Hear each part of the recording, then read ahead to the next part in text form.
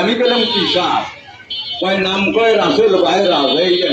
এই আবার কালা বেশি, সারা কিভাবে কামড় দিয়ে মানুষের মারিয়ে দেয়।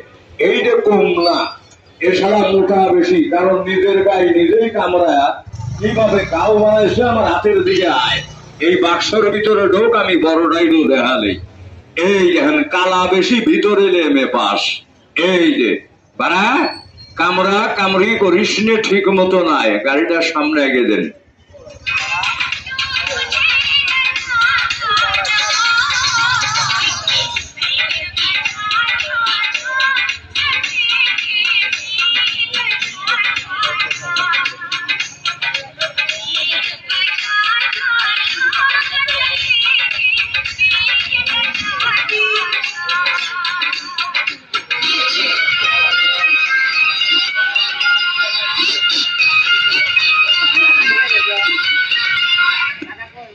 আছে এই দেখেন, এইটা আবার আমার নতুন ধরা সাপটা, পরশুদিন ধরা।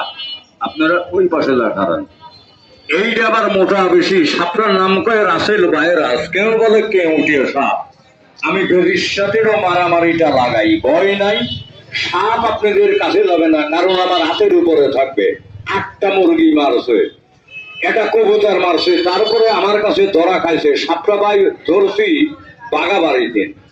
আমি বাগাবাড়ি কেবল এই দাঁড়ের সাপটা বাড়ি করছে যে মোটাটা। আমার কাছে কয় বাজান সাপ আমার ঘরে একটা আছে। আমি বললাম কি সাপ, কয় নাম কয় মাসি আলাপ। তে কইলাম যদি থাহে, তার কারণ আপনি ধরে আমার কাছে আনবেন, আমি কিনে নেবো। তে কয় আপনি আমার সাথে আমার বাসায় আসেন। তে গেলাম, তারপরে উনিকে বললাম সাপ আছে তো। কইতেছে কয় গাড়ার ভিতরে হাত দিয়ে দেবেন। যেই কয়েছে গাড়ার ভিতরে হাত দেন, আমি চিন্তা করলাম উনির কথা মতো হাত দিয়ে আর কামড়টা বসাক।